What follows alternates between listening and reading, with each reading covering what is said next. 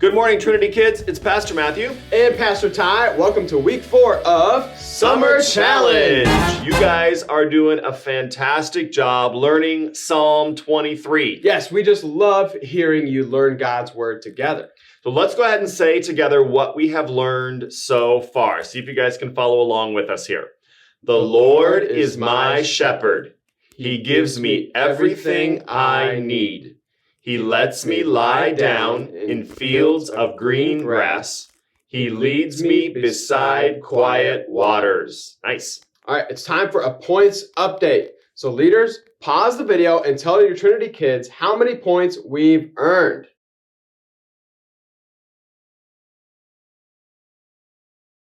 Keep up the great work, everybody. That was great. Now for this week, we're going to learn the next part of Psalm 23. You ready? Here it is. He gives me new strength. He guides me in the right paths for the honor of his name. So if I memorize this verse, my muscles will get bigger?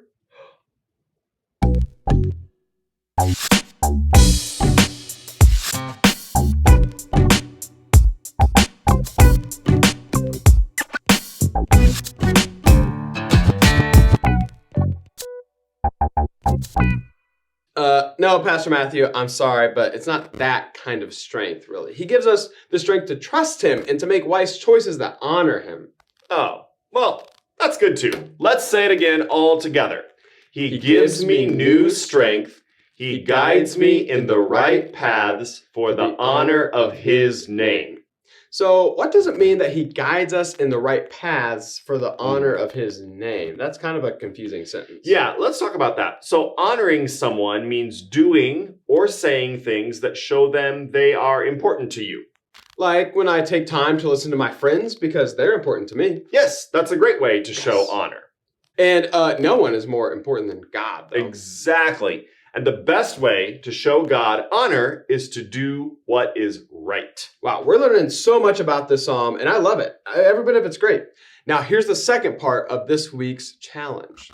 We need you to post a picture or video of you exercising. Oh, right, because it talks about strength. That's correct. Even though this is maybe a different kind of strength, we still thought it would be fun to see Trinity kids what you guys can do.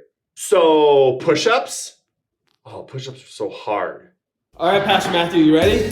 Maybe? Here we go. And 1, 2, 3, 4, 5, 6, 7. How many did you get? 1/2. What about sit-ups? Those are a little bit easier. All right, Pastor Matthew, you ready? Whoa, here we go. Sit-ups. No. What? That one doesn't count. Oh, come on. You gotta come all the way up. Come on. Come on, all the way up. You have to touch your knees. Stop. This is terrible. Or running.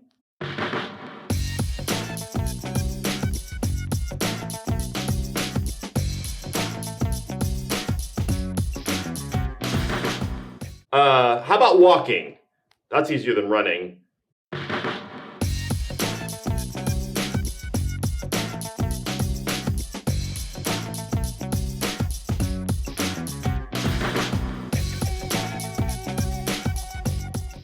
Oh, lifting weights, that's a good one. Here we go.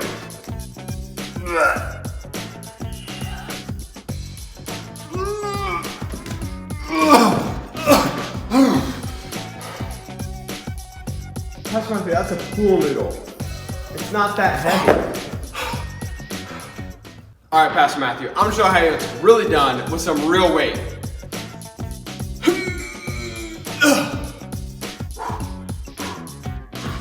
Okay, hang on. Zoom out and show them what you're actually doing. Come on. There's no weight on there. Matthew, why'd you have to show them that? Oh, you know what I love? Jumping jacks. Those are easy. All right, Pastor Matthew, you ready for jumping jacks? Yep. Here we go. 1, 2.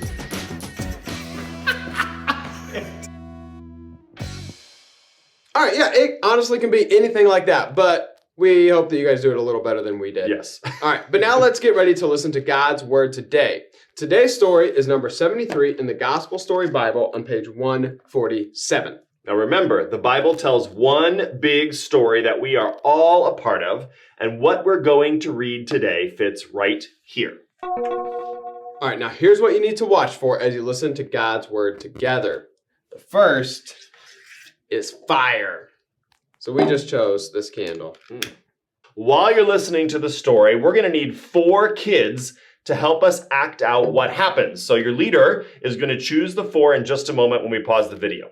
All right, and of course, you can always raise your hand if there's something you're wondering about during the story. That's a great thing to share with the rest of the Trinity kids. Here we go. Story 73 on page 147, 4 Men in the Furnace. All right, I have literally never loved the number 4 so much. But what are you talking about? The 4th man in the furnace. That was amazing. That was the whole point of the story. Right, of course. How could I forget? Okay, here God's chosen people are captured in Babylon, so far away from their home, but God is still showing them that he's with them. I know. And even in the very hardest, scariest times, like being thrown into a fire, he is still there. Yes, and the fire was way bigger than that. That's for sure. Yes, but this story shows us that God is everywhere all the time, even in the fire. Oh yeah, remember that word? Omnipresent. God Nice. is omnipresent. Yes. He is everywhere.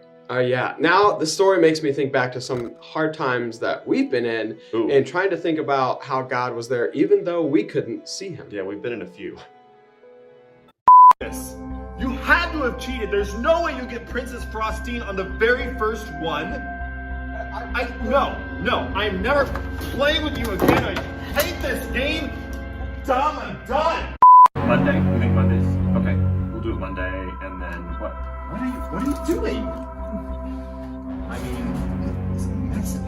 What are you doing? What? My car? No.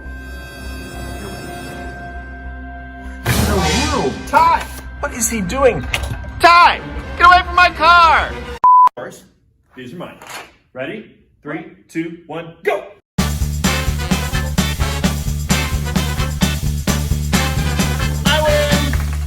That's not fair. Ty, you didn't even build anything. You had so many more things. I had like nothing. You could have tried harder. Hi, good morning, welcome to Trinity. Do you think you could untie me? I'm just stuck here. Guys, I think there's a rat in here.